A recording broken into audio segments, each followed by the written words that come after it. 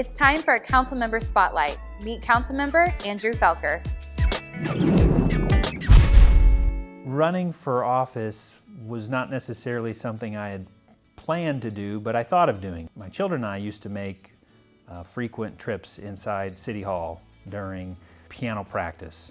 There was something of a desire to say, okay, this seems like a neat thing to do, to be a part of that.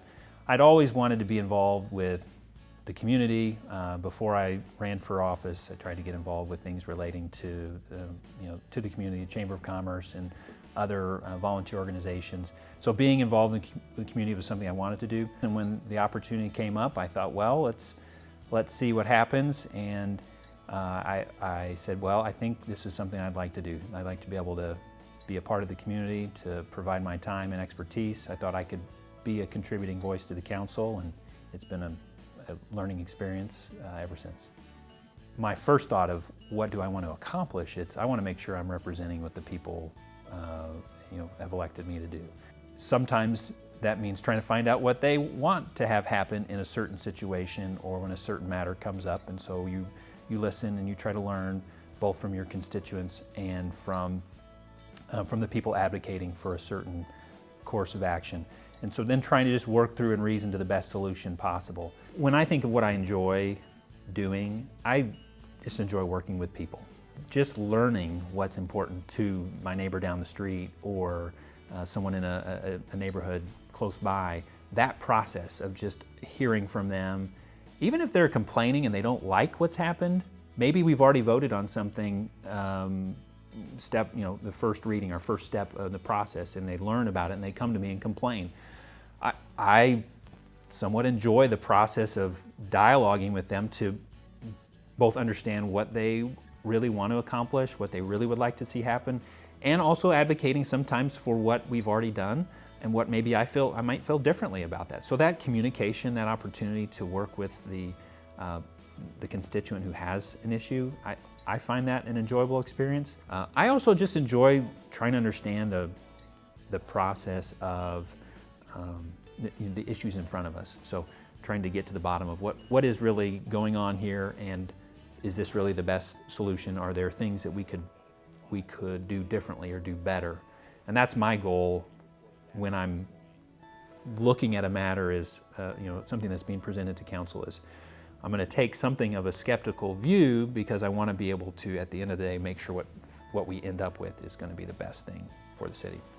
When I think of my contributions to the council, I don't have any big initiative that I can say I was behind that and was the one who pushed it forward. But what I think I do, and I think I do well, is ask questions and try to understand what's important for the council to understand, and what's important for, if my neighbor's listening in on a city council meeting, I want them to know that the question they would be asking if they were there is being asked by somebody so that they can get that answer. It is a lot of work and there's a lot of information. It is a city of 100,000 plus people, and we have a lot going on. We have a great city staff, and so the work that is being done before I even open up my email or click on the link for the information that we're going to review for council, or when I show up, there's a lot of work that's gone into that. And so I respect that work, and if there's a surprise, it's probably the volume, just kind of confronting that, seeing that has been somewhat eye-opening, and I don't think that I would have understood that before, just how much work is being done on a day-to-day basis. Outside of work, my time and interests, usually it's going to be one of my child's activities. If I can find some time to go on a date with my wife, with Sarah, I'd love to spend time doing that.